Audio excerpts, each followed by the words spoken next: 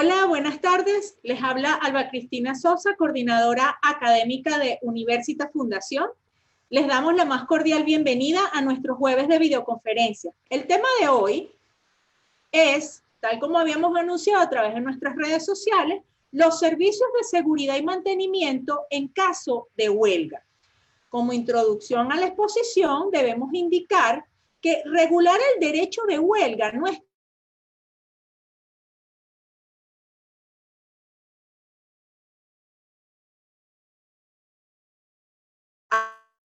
los trabajadores que sí deban hacer y según la posición y actividad de la empresa también puede afectar a proveedores, otras empresas y clientes o usuarios. No obstante, el daño debe ser aceptado, pues sin daño la huelga se vacía. Aceptemos que determinados servicios vitales se mantengan para la ciudadanía. Aceptemos que determinados trabajadores no puedan hacer huelga al tener que atender servicios vitales, en el caso de los hospitales, las emergencias, protección civil. Los servicios de seguridad y mantenimiento, ¿cómo limitan al derecho de huelga? ¿Constituyen un límite aceptable o encubren realmente un recorte al derecho de huelga? Estas son las interrogantes que nos planteamos.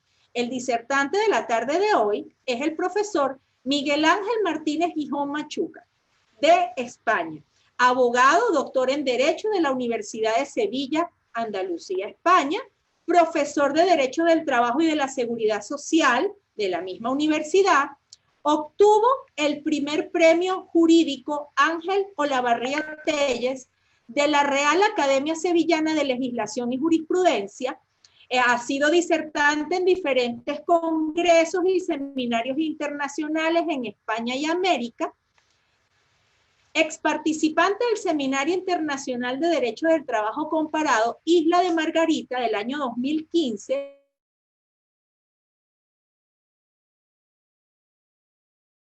Iberoamericana de Derecho del Trabajo y de la Seguridad Social y por la Sociedad Internacional de Derecho del Trabajo y la Seguridad Social. Coordinó, junto con el profesor Oscar Hernández Álvarez, quien es uno de nuestros coordinadores académicos, el libro sobre tendencias recientes del derecho sindical en Iberoamérica, escrito por alumnos y profesores del seminario desarrollado año 2017. Fue editado en el año 2017 este libro.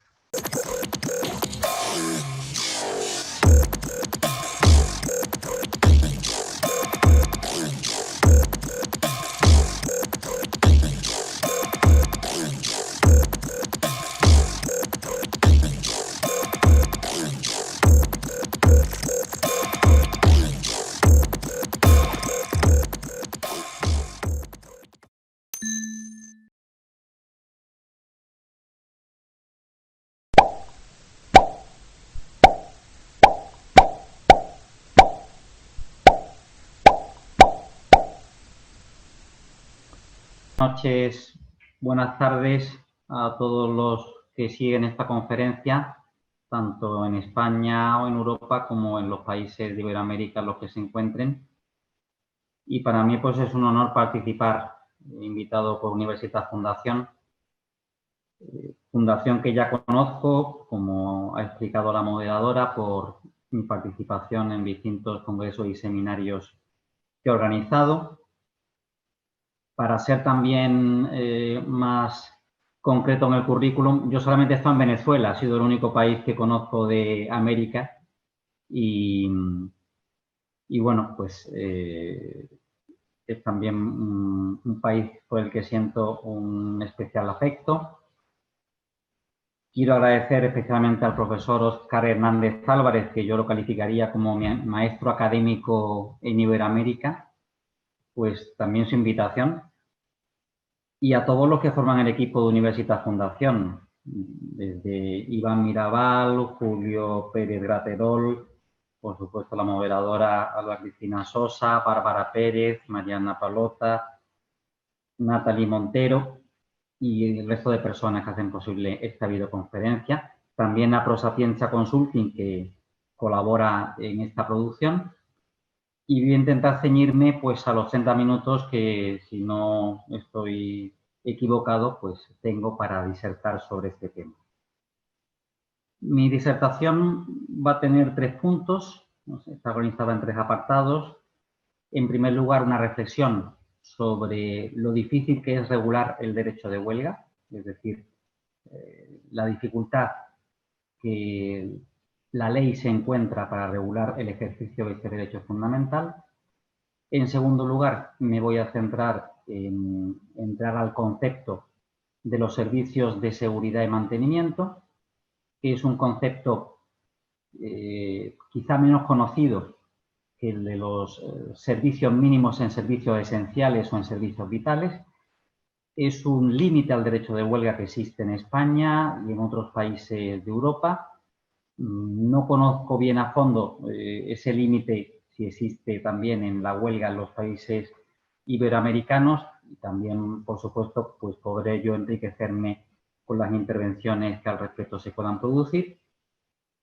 Y finalmente, pues haré una reflexión sobre el futuro de esta categoría, este límite de los servicios de seguridad y mantenimiento, en una especie de profecía de lo que puede ocurrir con ellos en los próximos años, particularmente en España y en otros países próximos a nosotros. Decía, en primer lugar, que la huelga parece que se resiste a encorsetarse en una ley. Aunque tiene ese carácter de derecho fundamental, pues es cierto que esa cesación, ese cese de actividad por parte del trabajador colectivo, ese cese colectivo que se produce, pues ocasiona una dificultad de regulación, porque está regulando en definitiva un daño a la actividad empresarial, un daño que no tiene carácter directo, es un daño indirecto porque es un daño sobre todo por omisión. Y así es como se entiende como derecho fundamental, en el sentido de que no se concibe la huelga como derecho fundamental como la posibilidad de cometer infracciones o daños físicos al empresario o daños a las instalaciones de la empresa. Es decir, eso no es la huelga, entendida como derecho fundamental. Pero la casuística es muy amplia, es infinita, las empresas son muy variadas, las actividades productivas también, y eso hace que, junto a la dificultad que supone pues, establecer un régimen jurídico general para toda huelga, pues si además hay que regular una acción en donde quizá lo más propio de ello, de esa actividad, sería la sorpresa en el ejercicio de la huelga, que no se preavisara al empresario que se va a llevar a cabo la huelga, pues se dice que no, que hay que preavisarla, que hay que informar al empresario, que hay que realizar una convocatoria de huelga, que si se trata de un servicio público, además, esa convocatoria tiene que hacerse 10 días antes. En fin, una serie de cuestiones procedimentales que parecen casar poco con lo que verdaderamente daría a la huelga muchísimo más efecto, como podría ser pues, esa huelga sorpresiva. Y también pues, puede llamar la atención el hecho de que haya que organizar la huelga. O sea, que la huelga parece que se resiste también de suyo a toda organización. O sea, esa fuerza centrípeta que tiene este derecho es lo que entiendo que provoca esa dificultad de regularla en una ley. De hecho, en España, como saben, desde 1977 no tenemos nueva ley de huelga, a pesar de que se ha intentado, y tampoco hay leyes de huelga modelo. En Francia, pues hay unos cuantos artículos en su Código de Trabajo. Italia tiene una ley donde se prevé la cuestión de los servicios públicos esenciales, etcétera, pero no hay tampoco unas leyes de huelga que puedan servir como modelo, porque entiendo que esta dificultad se da no solamente en España, sino en el resto de los ordenamientos jurídicos. De hecho, si también atendemos a la situación en la OIT, podemos comprobar que no hay ningún convenio que se dedique a hablar de la huelga. Los convenios que existen en la OIT, el convenio 87, el convenio 98 de los años 48 y 49 del pasado siglo respectivamente, pues tratan de la protección de la libertad sindical, del derecho de negociación colectiva, pero no tratan de la huelga.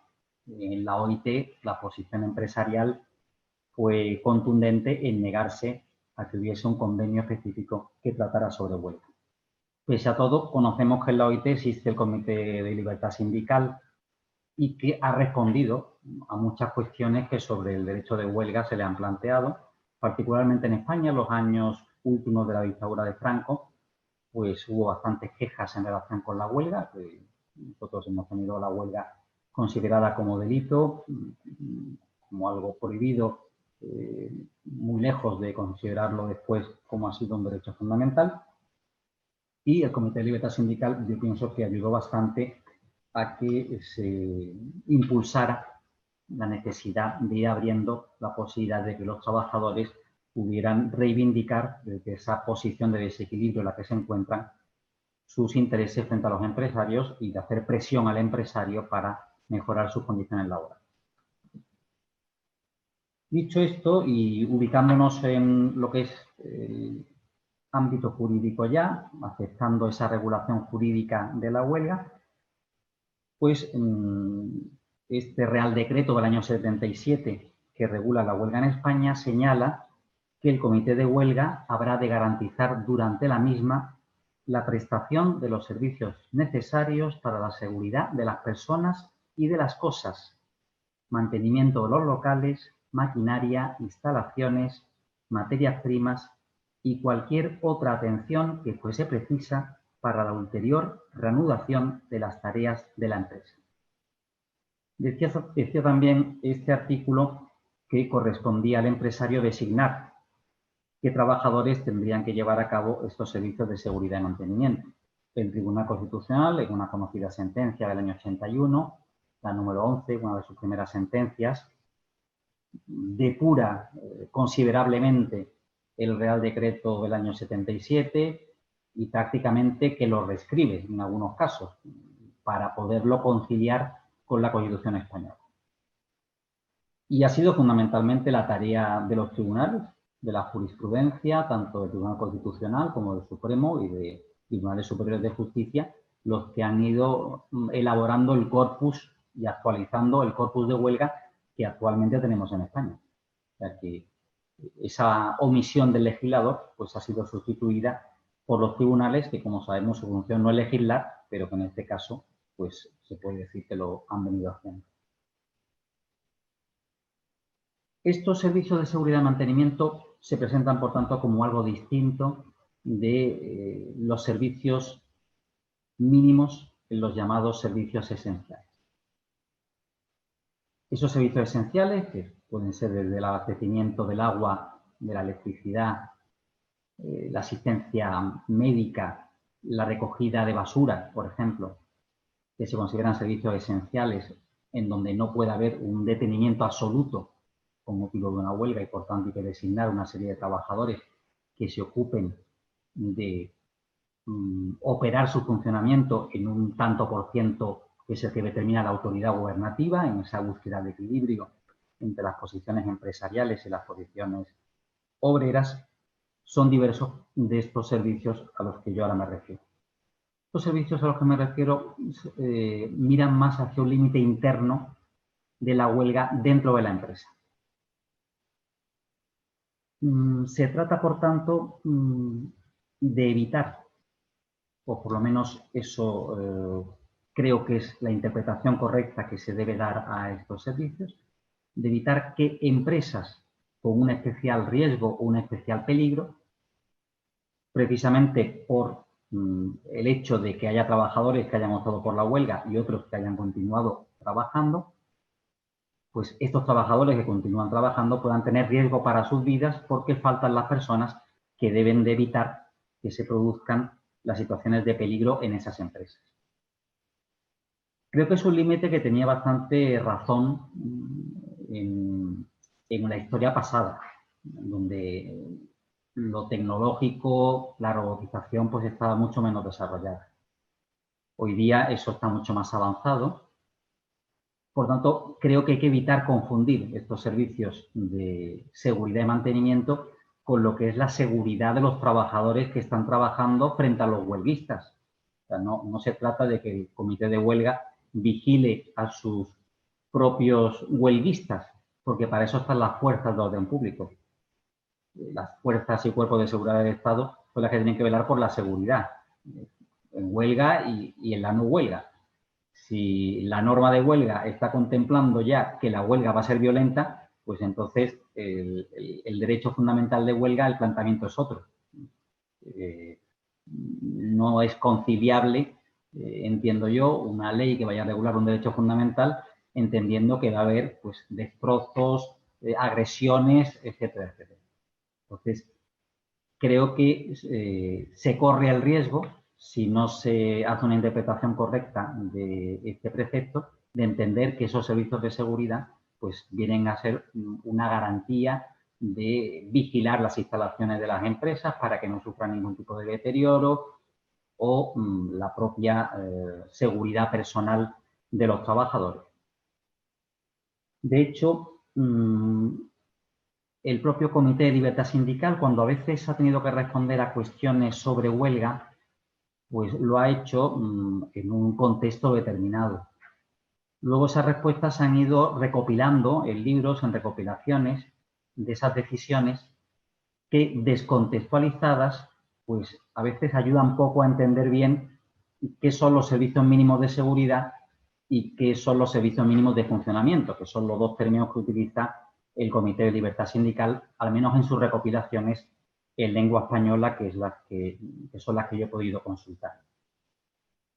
Porque efectivamente se refiere a proteger las instalaciones, se refiere a cumplir las medidas reglamentarias de seguridad, pero no aclara que esa protección no se trata de realizarla frente a los huelguistas, se trata de realizarla frente a accidentes que puedan surgir en empresas que por su condición y su característica puedan ser objeto de esos accidentes.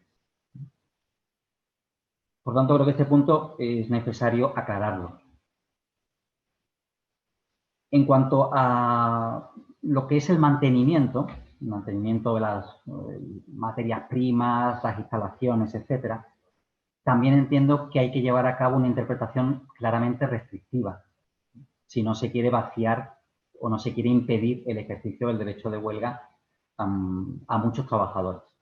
Porque la cuestión deriva del siguiente modo, precisamente porque existen servicios de seguridad, muchas veces cuando se convocan huelgas, pues directamente los porteros no pueden hacer huelgas, porque se entiende que tienen que velar por la seguridad. Bueno, el portero es el que está aquí recibiendo a la gente, es el recepcionista, pero no es un vigilante de seguridad. Igualmente, los recepcionistas en las empresas, pues tampoco son personas a las que se le puede impedir el ejercicio de la huelga, alegando que tienen que formar parte de los servicios de seguridad. Y así, pues, podríamos poner otros ejemplos. Y a eso es a lo que me refiero con que una interpretación extensiva de este concepto, de esta categoría, de los servicios de seguridad y mantenimiento, pues podría producir una limitación importante del ejercicio de este derecho fundamental. En cuanto al mantenimiento, pues como digo, creo que hay que hacer también una interpretación restrictiva, porque las materias primas, el posible deterioro de las materias primas que una empresa pueda sufrir o padecer, me parece que debe entenderse como un daño claramente lícito en el ejercicio del derecho de huelga. Cuestión distinta es que la empresa pueda ser una ganadería donde haya que darle de comer a los animales y se pueda producir o se pueda llegar a la ruina de la empresa, que es lo que hay que evitar. Ciertamente ahí ya sí se podría entender que el daño está resultando abusivo, cuando ya pues, se llega a la ruina, porque en el caso de una empresa ganadería todos los animales perecen o la maquinaria resulta que por sus condiciones no se puede detener absolutamente. Esto cada vez es menos frecuente, pero a esto respondía la idea de los servicios de mantenimiento, también en la doctrina italiana, de que hubiese un grupo de trabajadores que estuvieran pendientes de que la maquinaria estuviera en continuo funcionamiento y no se produjera nunca la parada técnica. A eso sí, y a ese mantenimiento sí le doy la razón y la posibilidad de que pueda operar, pero no a otro tipo de mantenimiento. El mantenimiento no se puede entender como un funcionamiento y el mantenimiento no se puede entender como algo que también muchas veces pasa en España, que es que hay tal cantidad de grupos profesionales, tal cantidad de categorías profesionales que tienen en su nomenclatura el término mantenimiento, que cuando se declara o se convoca una huelga, pues se les impide, al menos a una de las personas del equipo de mantenimiento, el ejercicio del derecho de huelga. Cuando, salvo que hubiese pues un peligro para las personas o un peligro grave para las instalaciones y la maquinaria, considero que no es necesario que siempre y en todo caso tenga que haber un personal de mantenimiento presente y, por tanto, privado del ejercicio del derecho de huelga. A eso es lo que me refiero con la idea de que son categorías que deben de ceñirse o deben de interpretarse restrictivamente y que, desgraciadamente, el Comité de Libertad Sindical, en esas recopilaciones que hace, pues a veces no ayuda especialmente a aclarar estas cuestiones, porque son frases que salen entrecomilladas de los casos que ha ido resolviendo. El artículo español, además, termina con una frase que puede resultar también sorprendente, y es que también se permite privar el derecho de huelga a todos aquellos que tengan que trabajar para que se pueda producir una reanudación de las tareas de la empresa como si no hubiera pasado nada una vez que la huelga ha concluido. Con lo cual nos podemos encontrar que se le impide el derecho de huelga pues a un grupo de trabajadores que tiene que limpiar las instalaciones porque tras una serie de días no se ha limpiado y entonces pues también se les impide el ejercicio del derecho de huelga para que limpien las instalaciones y que el día cuando termina la huelga pues se pueda de nuevo trabajar como si no hubiera pasado nada. Y lo mismo pues lo que puede ser el arranque de la maquinaria o el arranque de las instalaciones, que se tenga que hacer también pues una serie de horas antes de que termine la huelga, porque justo cuando termina, que también eso es algo difícil a veces de, salvo que se haya concretado perfectamente, pues a veces hay una incorporación al trabajo escalonada de los trabajadores, pero la idea es muy contractual, precisamente para que la huelga se ciña a los efectos sobre el contrato de trabajo. La huelga empieza y suspende el contrato, la huelga termina, el contrato se activa y los trabajadores ya están trabajando como si no hubiera pasado nada. O sea, ya se garantiza que la empresa no se vaya a ver lesionada en un periodo posterior a que los contratos se hayan activado y que, por tanto, vaya a tener que pagar salarios por trabajadores que no han podido hacer nada. Eso es lo que se quiere, en definitiva, evitar. Pero, bueno, me parece que a un precio demasiado caro, por lo menos para lo que es el ejercicio del derecho de huelga, en cuanto que se les obliga a estos trabajadores a no poder ejercer ese derecho para que se pueda poner la empresa perfectamente a punto en el momento en que ya se entienda que la huelga ha cesado. Bien, eso es lo que quería comentar, esa es mi tesis principal de esta breve charla. La tesis, por tanto, de crítica hacia el concepto de los servicios de seguridad y mantenimiento, crítica porque están redactados de una manera muy amplia, crítica porque está dando lugar a una privación del ejercicio de la huelga verdaderamente llamativa. Tengo por aquí, además, pues una resolución del rector de la Universidad de Sevilla, una huelga que se produjo el 8 de marzo de 2019, no hace tampoco mucho, y pues aquí pueden ver en este papel que aparece pues lo que es la seguridad de las personas y el mantenimiento de las instalaciones, pues donde se mencionan desde conserjes, porteros, hasta pues todo un personal de mantenimiento por campus, pero es verdaderamente llamativo, ¿no? La universidad tiene sus propios problemas y es que para empezar hay que designar quién es el empresario de la universidad pública, ¿no? Acaban identificados por los servicios de seguridad todos los decanos de las facultades, aparecen designados como servicio de seguridad en caso de huelga, ¿no? Claro, porque para empezar hay que poner a alguien que haga de empresario, porque esas son las peculiaridades que tiene también la universidad pública, que quizá merecería un estudio más detenido y aparte. Yo entro ya en la tercera parte de la exposición para reflexionar un poco sobre el futuro de estos servicios de seguridad y mantenimiento. Yo pienso que, por un lado, va a haber que estar muy pendiente en esta cuarta revolución industrial o la revolución 4.0 en la que nos encontramos, en donde la robotización y la informática pues están a la orden del día, para evitar que todos esos expertos en informática, los técnicos informáticos, se identifiquen con otros servicios de seguridad y mantenimiento, porque si no también acabarán viéndose privados del derecho de huelga absolutamente todos ellos, porque hoy día prácticamente hay gran inseguridad empresarial como no haya algún sujeto que se dedique a garantizar que los ordenadores no se vayan a parar o no se vayan a colgar, como se dice coloquialmente. Por tanto, entiendo que habrá que velar por el derecho de huelga de los informáticos. También habrá que velar por el derecho de que las personas, que por ejemplo en empresas que atienden, pues son las compañías de móviles, atienden a los usuarios de compañías de móviles, pues esas personas puedan también ejercer el derecho de huelga porque precisamente existe también la posibilidad de dejar mensajes pregrabados de atención, pero lo que es la atención ya personal, pues hay que respetar también la huelga de esas personas. Y evitar que las compañías telefónicas, a lo que sucede también hoy día, pues actúen mediante el sistema de esquirolaje, que es la sustitución de las personas que están en huelga, derivando a otras compañías que no están en huelga las llamadas telefónicas que van recibiendo. Esto en cuanto a la situación de la informática y la tecnología en el futuro y la relación con los servicios de seguridad y mantenimiento.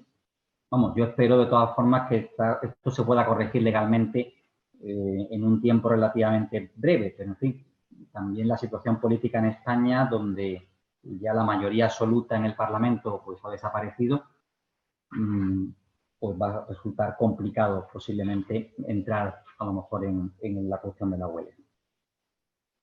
El otro punto que quiero mencionar y que la doctrina francesa pues está bastante avanzada en su estudio, pues hace referencia a lo que son las llamadas huelgas virtuales o ciberconflictos.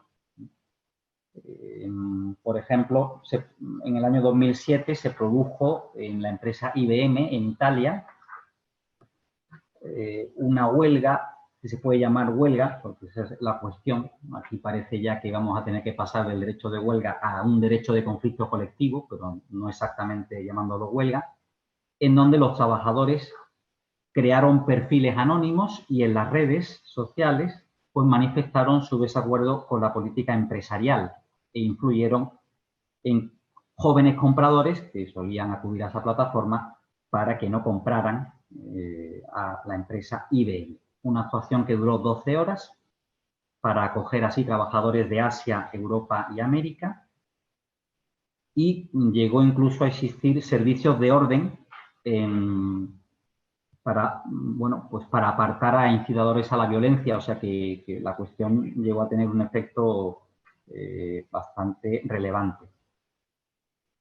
Y la doctrina francesa en ese sentido piensa que hoy día es mucho más eficaz la crítica a través de las redes sociales que la huelga. O sea, hacerlo vía ciberconflicto y desprestigiando, por así decirlo, a la empresa a través de las redes sociales. Con lo cual, posiblemente nos vamos a ir dirigiendo hacia un escenario en donde la libertad de expresión, lo que se pueda decir y lo que no se pueda decir, va a haber también que regularlo, así como el uso de datos e información, que es algo que también está siendo tema de actualidad en España, al menos últimamente. Y también, por lo que veo, no solamente en España, porque he visto también que Universitas Fundación ya está también en la avanzadilla en todo lo que se refiere al tema de la protección de datos. Total, que los servicios de seguridad y mantenimiento los podemos acabar encontrando como una especie de contra-hackers, ¿no? Protectores de los dominios empresariales, de los dominios virtuales de las empresas en un futuro no muy lejano.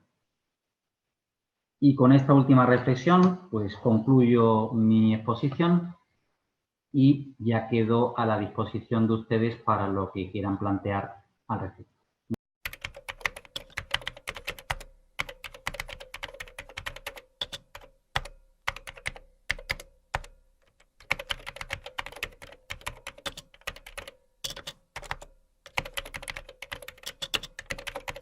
Gracias, profesor Miguel Ángel, por tan interesante disertación sobre este tema.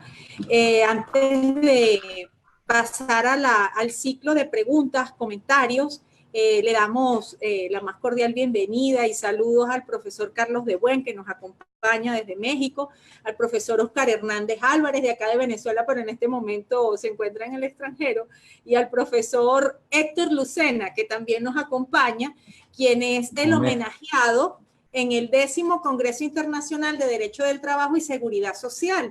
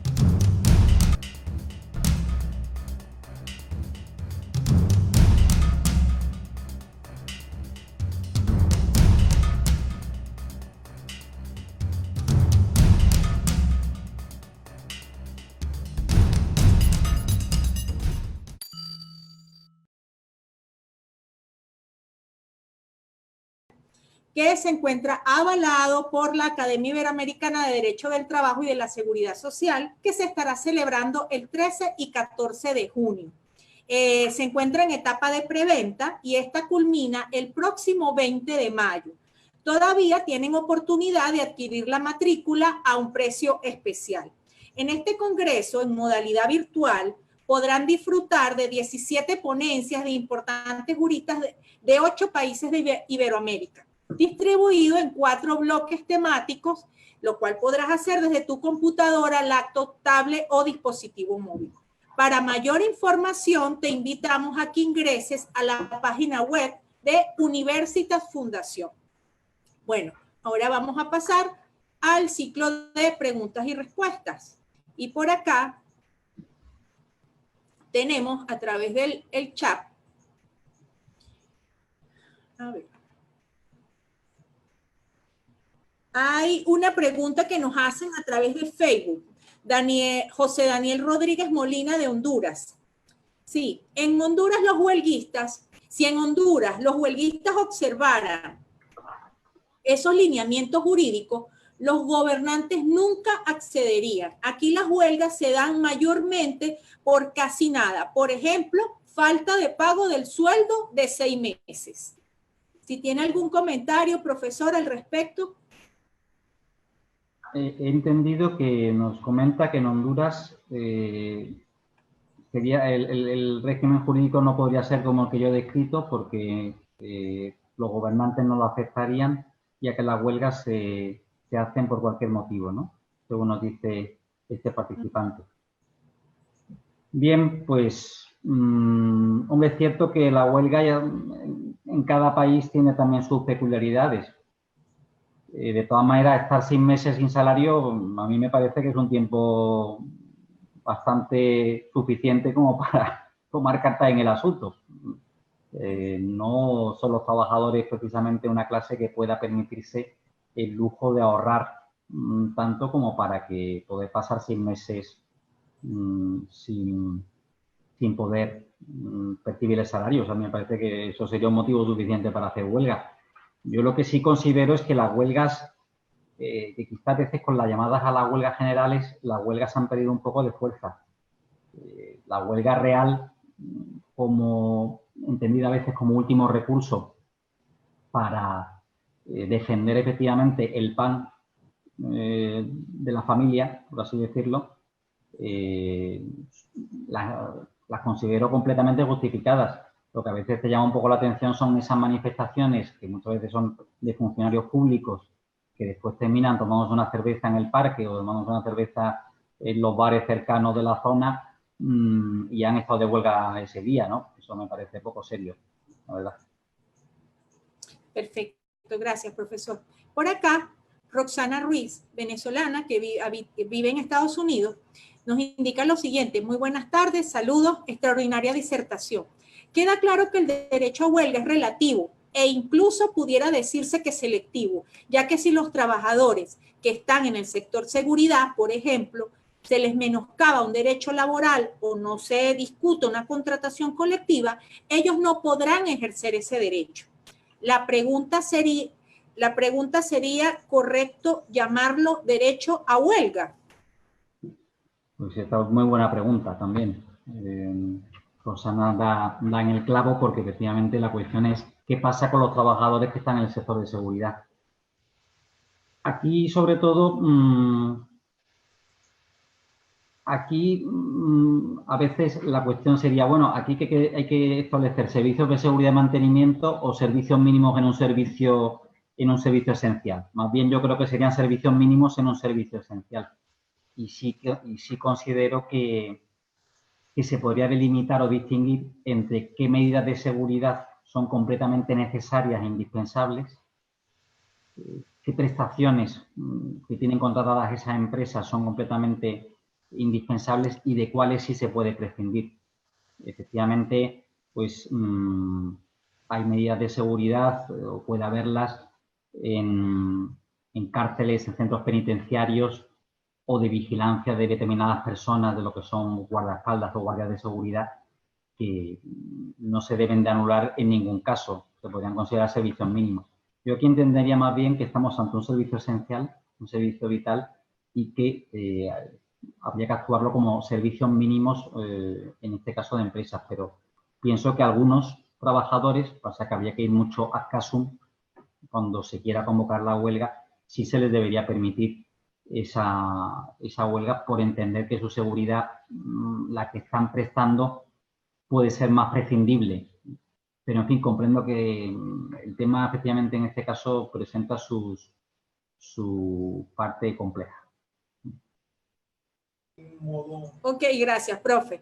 Por acá, Marta Hernández, desde Argentina, nos pregunta, o nos comenta, mejor dicho. En un momento que se... Hay que tomar en cuenta igualmente los derechos de los usuarios y o consumidores que puedan verse afectados por la huelga. ¿Qué opina al respecto? Pues este es el famoso asunto en donde, bueno, yo mismo cuando me veo afectado por una huelga como usuario y consumidor me enfado muchísimo, ¿no? Las paradojas que tiene la huelga, uno dice, bueno, pues... pero a veces, quizá también porque hay una excesiva publificación en muchísimas empresas, la cuestión acaba implicando también a los propios poderes públicos, porque muchas veces usuarios y consumidores pues estamos muy acostumbrados a verlos en medios de transporte que son públicos o que pues participa el ayuntamiento especialmente como accionista de las empresas que rigen esos medios de transporte. Entonces, claro, ese carácter público hace que la única manera que tienen los trabajadores es afectar a los usuarios y consumidores, al ciudadano de a pie. Es algo que pienso que hay que armarse de paciencia y de comprensión en esos casos, y aunque uno en algún momento se pueda enfadar un poco, pero comprender que es la única manera también que tienen ellos de que tenga resonancia las protestas que quieren hacer, no tienen otras opciones. Perfecto. Antes de leer el siguiente comentario, saludamos también al profesor Francisco Iturraspe desde Argentina, que se acaba de conectar, que también fue videoconferencista en nuestra sección de jueves de videoconferencia. El profesor Oscar Hernández Álvarez comenta por acá: bienvenido Miguel Ángel a nuestro espacio. Para nosotros es muy grato que los participantes de nuestro seminario sean expositores en nuestras videoconferencias. Felicitaciones por tu exposición. El tema es uno de los más complejos en la práctica sindical. Marcelo Gabriel Olmedo nos pregunta o nos comenta, estimado Miguel Ángel, desde el Montesacro en Roma a la actualidad, es la herramienta que tiene el trabajador, es porque la descomposición de la relación evitable. No es casual, al trabajador le gusta ir al trabajo en condiciones de afabilidad, donde la prestación dineraria es una de las condiciones. Es hacer visible la falta de poder de policía del Estado. Bueno, entender lo que...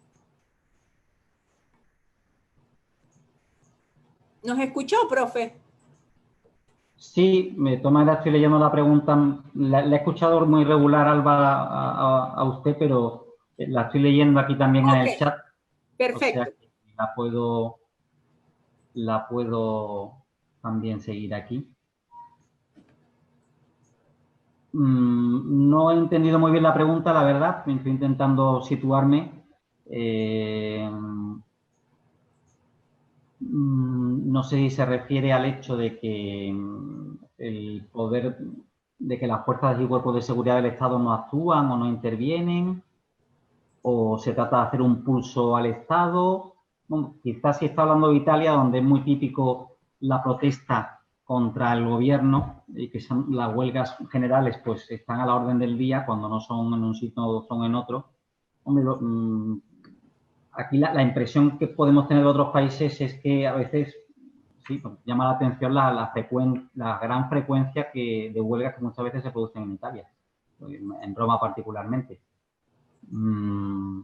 Ahora, volvemos a lo mismo que decía antes. Me parece que si todo está publicado, pues los usuarios acaban siendo los que efectivamente pagan. Y si no hay alternativas, si los medios de transporte, pues es también quizá eso. Por un lado, hay que establecer, pues me estoy ciñendo mucho a lo que más vemos, que son los medios de transporte. Por un lado, hay que establecer medios de transporte que tienen que tener carácter público. No se permite en esos ámbitos una competencia. No hay otro metro que el público que existe.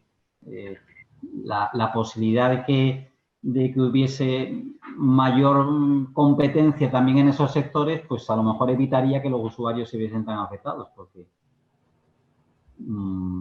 a lo mejor pues también los propios empresarios entrarían a la negociación antes de que todos los usuarios se les vayan al medio alternativo, verdaderamente alternativo, que sería que existiesen metros privados o compañías de autobuses privadas que también prestaran los mismos servicios, pero en fin, la verdad es que el planteamiento también que yo hago entiendo que es un poco utópico.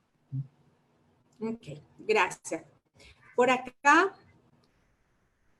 Emilian Cando, desde Ecuador, da sus saludos y indica lo siguiente. En nuestro sistema jurídico se establecen por disposición constitucional cuáles son los servicios indispensables, limpieza, agua potable, justicia, etc. Y se establece un porcentaje mínimo de trabajadores que deben laborar a elección del empleador. ¿Qué opina al respecto? Bueno, a mí me parece que debe ser difícil poder decir esto con tanta antelación y para todos los servicios, porque claro, la huelga puede tener un determinado ámbito y el número mínimo de trabajadores pues no es lo mismo, pienso yo, si se pone en huelga si es una huelga general que afecta al metro, que afecta al autobús, que afecta a todo, el número mínimo debe ser distinto si la huelga está concentrada solo en un sector, ¿no? Porque tienes a lo mejor otras alternativas que te puedan permitir, en este caso, el transporte, y entonces es un poco aventurado, pienso, a lo mejor determinar un porcentaje mínimo en todo caso. Y luego, que sea el empleador, pues es cierto que al final pues acaba siendo el empleador quien también me pasa aquí en España, es el empleador el que determina qué trabajadores van a realizar esos servicios mínimos. No es una cuestión de acuerdo. pero bueno, ahí simplemente lo que pienso que deben hacer los compañeros que si quieran realizar huelga es permitir que las personas que están dirigiendo el comité de huelga estén por lo menos liberadas del trabajo porque otro les pueda sustituir. Eso al menos aquí en España sí se admite. Que un trabajador, digamos, pueda reemplazar a otro, siempre y cuando sea de su misma especialización, pueda optar por sustituir al que ha sido designado, de manera que el empresario tenga que ceder, porque si no también le resulta muy fácil descabezar los llamados comités de huelga o las personas que están al frente de la huelga, designándolas directamente para los servicios mínimos. Ok, perfecto, gracias. Cristian González desde Osorno, Chile. Muchas gracias por la disertación.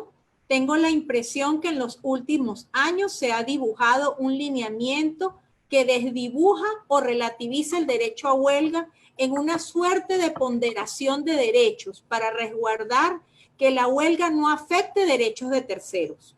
La Corte Suprema Argentina va en esa línea en una sentencia, creo que de junio de 2016, y hace 2 años entró en vigencia una ley en Chile que amplía el concepto de servicios esenciales.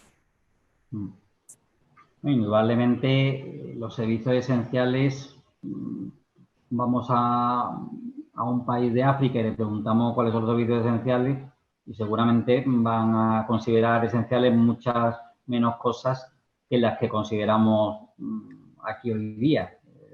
Hoy día, imagínense, pues, una huelga en móviles, ¿no? Necesitaríamos seguramente atención psicológica casi todos los ciudadanos del país, como no pudiéramos utilizar el móvil o no nos funcionara el móvil por una huelga, las personas que tuviesen que facilitar la conexión, pero vamos, eso no se va a dar. En ese sentido pienso que efectivamente la sociedad también por ese gran apegamiento que tenemos hoy día pues a todo lo que son los bienes que necesitamos, pues para pues cada vez más lo esencial es casi todo. Entonces, hay ahí también que ahí es una tarea claramente gubernativa, apoyada también en lo que son los sindicatos y las asociaciones empresariales, de limitar pues esa expansión de lo que son los servicios esenciales. Y luego la protección de los derechos de terceros va sobre todo en la línea de los usuarios y en la línea de que muchas veces la autoridad establece unos porcentajes de servicios mínimos excesivos. Aquí, por ejemplo, en la ciudad en la que yo vivo, en Sevilla, son muy frecuentes, es muy clásica la huelga de metro durante las vacaciones de Semana Santa y de feria. Bueno, están poniendo unos servicios mínimos del 80%, con trenes dobles, además, en ese caso ponen trenes dobles, entonces se vacía completamente la huelga. El problema es que la respuesta judicial llega tarde, pues claro, cuando esto después se lleva a juicio, dentro de 3 años se dice que los servicios mínimos fueron abusivos y ahora pues a lo mejor que le paguen al sindicato 6.000 o 12.000 euros, pero se ha vaciado completamente la huelga. De ahí que ciertamente la autoridad tiene que ser muy imparcial, la que designe a quien se decida que tiene que determinar quiénes son los servicios mínimos. Hay que tener mucho cuidado, que no tenga interés que un interés claro en favorecer a terceros, porque si no, efectivamente nos podemos encontrar con esos vaciamientos. Ok, muchas gracias. Por aquí Mauricio González Ruiz a través de Facebook pregunta, ¿es válida, la tendencia global de considerar como ilegal la huelga en el servicio público esencial de justicia? ¿Y cómo se podría entonces garantizar la atención al ciudadano para mantener el sector en funcionamiento? Pues también es un tema importante, interesante. Aquí hemos tenido bastante problema con el tema de que los jueces y fiscales no tienen derecho de huelga, en España al menos, ¿no?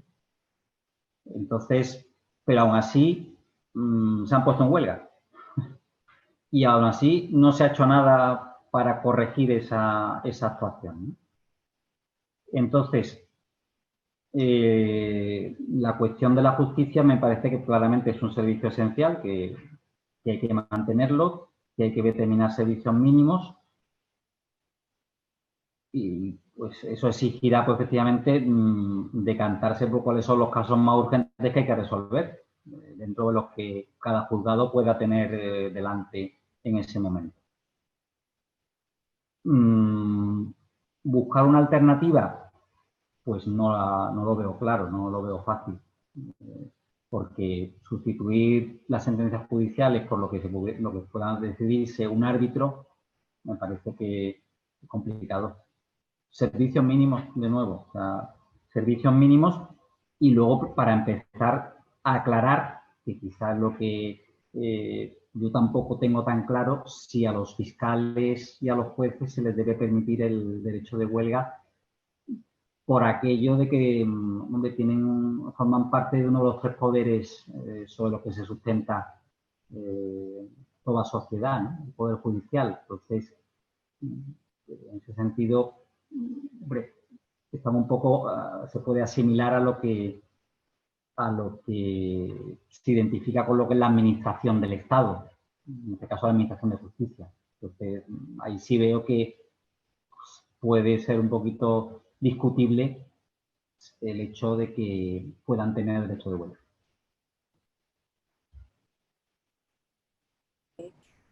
Ok, por acá a través de Facebook pregunta Isaac Rafael López. En Venezuela el derecho a huelga está regulado en la ley del trabajo y está reglamentado. Sin embargo, hay una reglamentación de los servicios públicos. Sin embargo, muchos empresarios y entes gubernamentales terminan violando ese derecho. Terminan demandando a los huelgarios. Por ejemplo, caso de huelga, universidades públicas. Agradezco su opinión.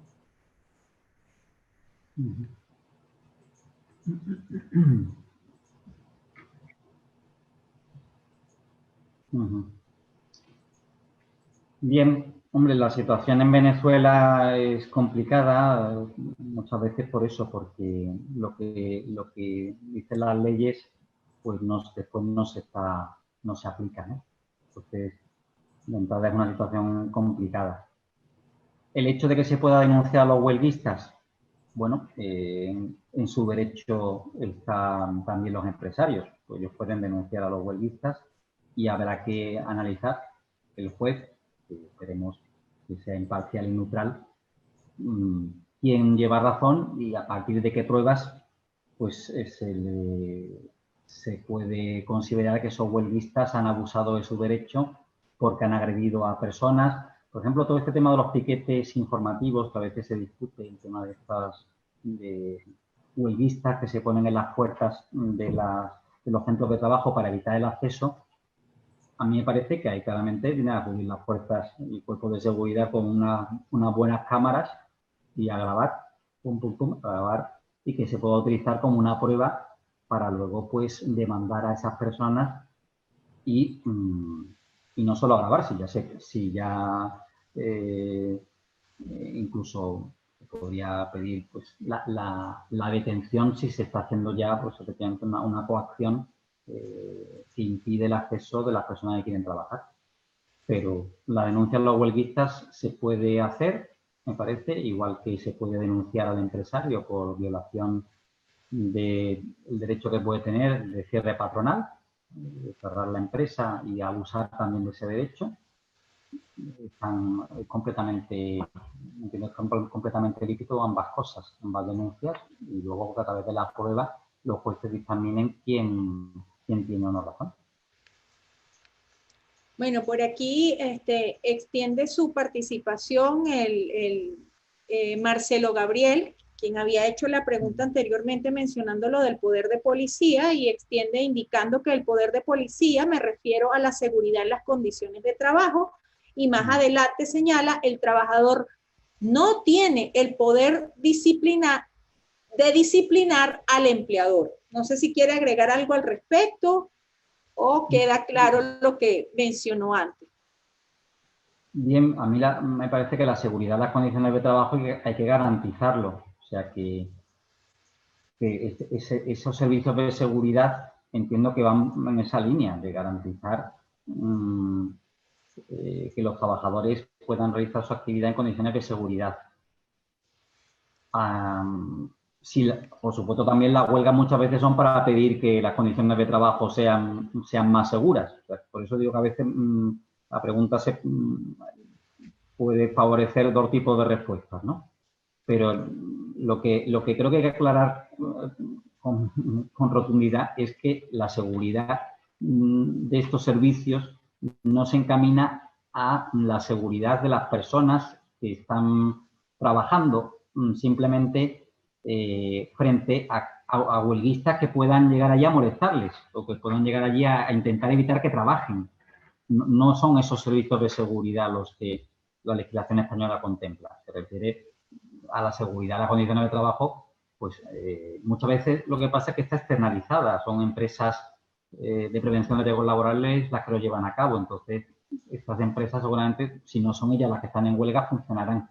Y si están en huelga, pues habrá que designar, en ese caso, por parte del empresario, un servicio de seguridad, de mantenimiento, para que se puedan prevenir los riesgos y puedan estar esas personas que habitualmente están allí para velar por la seguridad de los trabajadores. Eso sin duda.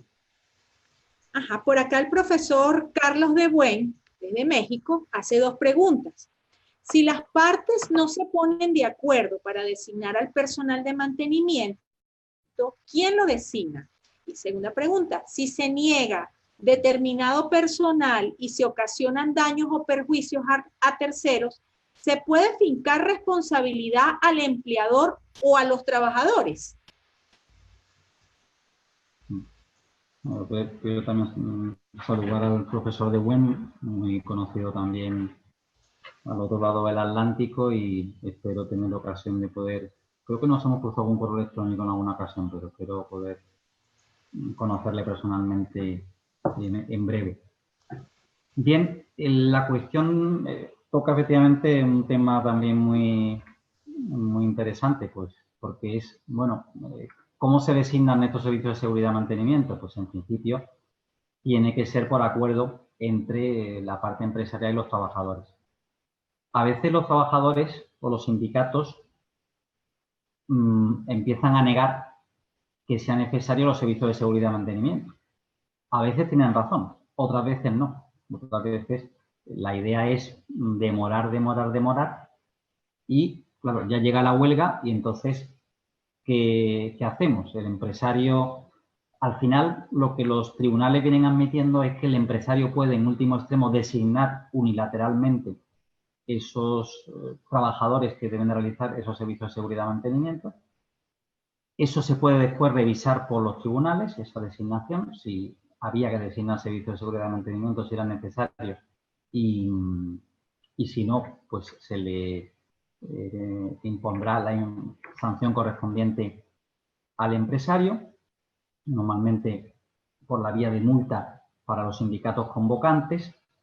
Que, en fin, que entiendo que también a veces estas multas a los sindicatos también tendrían que llegar esos beneficios económicos a los propios trabajadores que han tenido que trabajar y que se han visto lesionados en sus derechos.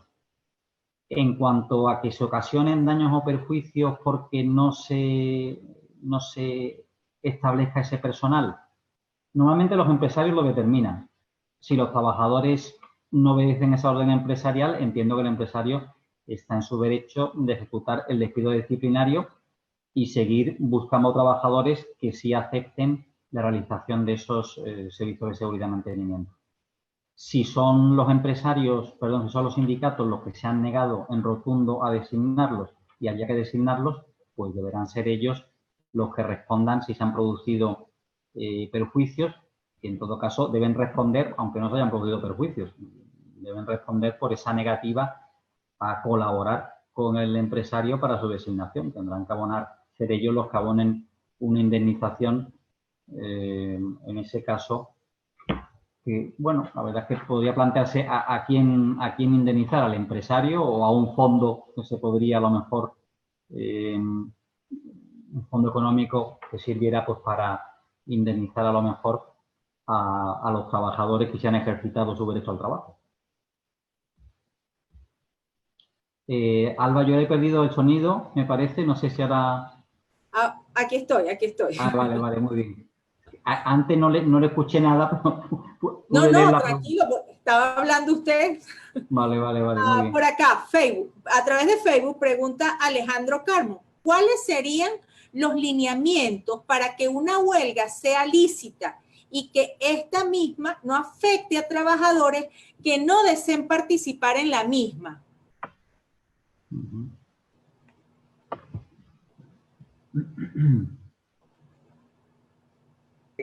Bueno, eso yo diría que es un imposible. Que una huelga no afecta a los trabajadores que no deseen participar en la misma. La huelga afecta, le va a afectar sin duda. Hombre, les afectará más o menos según sea más o menos secundada, pero afectarle le va a afectar. La huelga en principio es lícita si cumple con lo que la ley del país haya previsto que deben seguir los trabajadores que quieran declararse en huelga. Si la convocatoria se ha realizado, si el preaviso se ha realizado, si están los servicios mínimos y los servicios de seguridad y mantenimiento en su caso, porque no en todos los casos, espero que haya quedado claro, que no en todas las huelgas hay que designar servicios de seguridad y mantenimiento. Y en principio la licitud es plena si los trabajadores cesan y no actúan pues ocasionando daños a otros trabajadores o a los bienes materiales de la empresa. Luego hay otra categoría que son las llamadas huelgas ilícitas, que ya entraríamos en un tema un poquito más detenido, porque pues a veces se ha cuestionado si se puede hacer una huelga para solidarizarse con los trabajadores de otra empresa que están en huelga, ¿no? O si se puede hacer una huelga por motivos políticos, que se dice que no se puede hacer, pero luego las huelgas son políticas, casi todas, ¿no? Realmente es llamativo que aquí se diga sobre las huelgas ilícitas, que no pueden ser las huelgas políticas y todas son políticas. Pero, bueno, si no se refiere a esos supuestos, los trabajadores se van a ver afectados los que quieran ejercitar su derecho al trabajo. Y ahí el tema un poco interesante es que se le da prevalencia al derecho de huelga sobre el derecho al trabajo. Es decir, el hecho de que el derecho de huelga se considere como un derecho fundamental, por lo menos en España es así, el derecho al trabajo no es un derecho fundamental, es un principio, tendencia, es un derecho de tendencia, pero no se considera como derecho fundamental, no está ubicado en la parte de derechos fundamentales, aunque si hablamos de lo que es filosofía del derecho natural, claramente, si no hay derecho al trabajo es que no puede haber huelga ninguna, ¿no? Entonces, en el orden, digamos, lógico, es un poco llamativo, ¿no? Pero es un tema también interesante eso, cómo tiene preferencia en ese caso, precisamente porque se entiende que el trabajador tampoco tiene otro medio ya para reclamar sus intereses, preferencia de que ejercite el derecho de huelga, aunque se puedan ver afectados los trabajadores que quieren ejercitar su derecho al trabajo. Ok, gracias, profesor. Bueno, ya por motivos de tiempo tenemos que acelerar esta ronda de preguntas y respuestas. Estoy leyendo por aquí que existen algunos temas que ya fueron abordados, como en la huelga en el Poder Judicial. Alguien está planteando ya un tema muy particular. Por acá, Juan Pablo, desde Francia, desde París, nos dice buenas tardes a todos, gracias al profesor Miguel Ángel por su excelente intervención. Una pregunta. En Francia hemos conocido una ola de huelgas en relación con las futuras reformas que conocerán los transportes ferroviarios, siguiendo un objetivo de privatización del sector. Sin embargo, la consecuencia de estas huelgas fue crítica. Muchos desaprobaron estas huelgas porque se sintieron perjudicados en su derecho de ciudadano a la hora de moverse, irse al trabajo sin dificultad, etc. Además, el gobierno francés no hizo marcha atrás en este tema. Entonces, mi pregunta es la siguiente. Si el derecho de huelga no carece de eficacia, ¿cuál podría ser las otras posibilidades? Usted habló de libertad de expresión en su última parte. Una pregunta muy interesante y ciertamente, pues, todos estamos asistiendo también gracias a esta globalización. La verdad es que esto es fantástico. Yo estoy emocionado de intervenir en esta videoconferencia porque, bueno, están llegando preguntas de cantidad de países y es una experiencia ciertamente reconfortante. Creo que me voy a dedicar a esto, me voy a dedicar a la videoconferencia. Mucho mejor que dar clases. Es mucho más entretenido que dar clases en la universidad.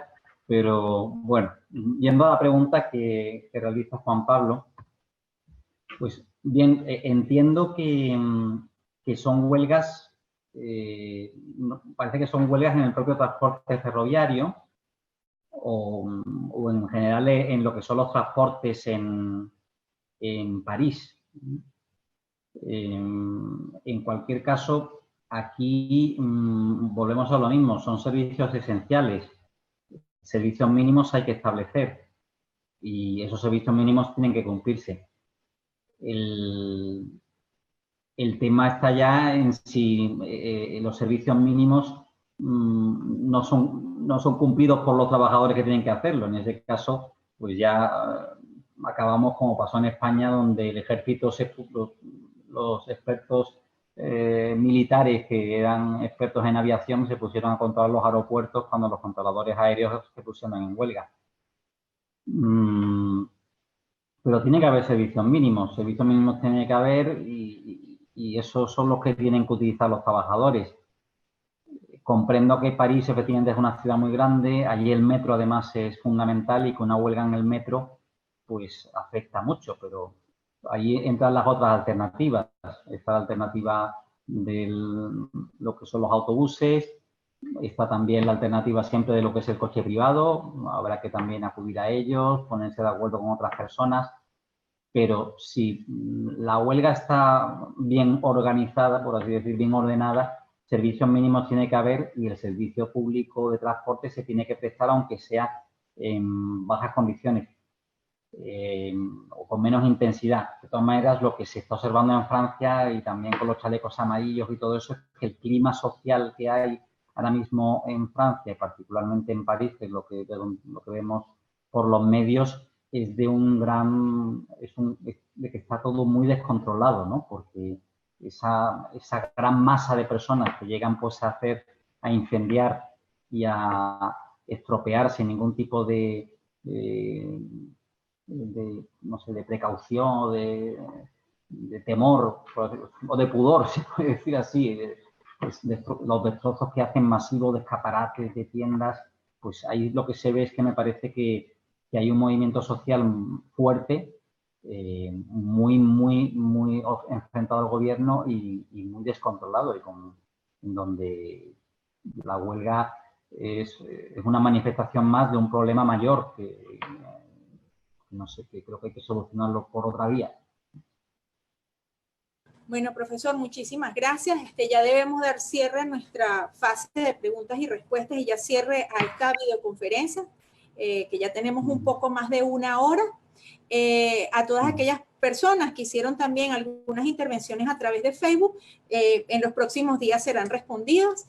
Tengo que hacerles también un anuncio que hice la semana pasada. Ya tenemos fecha para el 10º seminario presencial que será en República Dominicana, en Santo Domingo, República Dominicana, del 21 al 26 de octubre y se va a tratar el tema del trabajo en la era digital. Bueno, profesor Miguel Ángel, de verdad que estamos en Universitas Fundación muy agradecidos, muy complacidos de que nos haya acompañado esta tarde. De verdad que hoy tuvimos participantes de diferentes continentes, cosa que nos alegra muchísimo poder llegar a buena parte de nuestro planeta, por decirlo así. Le doy nuevamente el derecho de palabra. Agradecemos a todas las personas que se conectaron a través de Facebook, a todas las personas que nos acompañaron en esta aula virtual por sus intervenciones, por su participación. Bueno, profe, le dejo nuevamente el derecho de palabra para que pueda despedirse. Pues nada, yo agradecerles a todos que hayan intervenido en esta aula virtual. Para mí, ya digo que me voy encantado.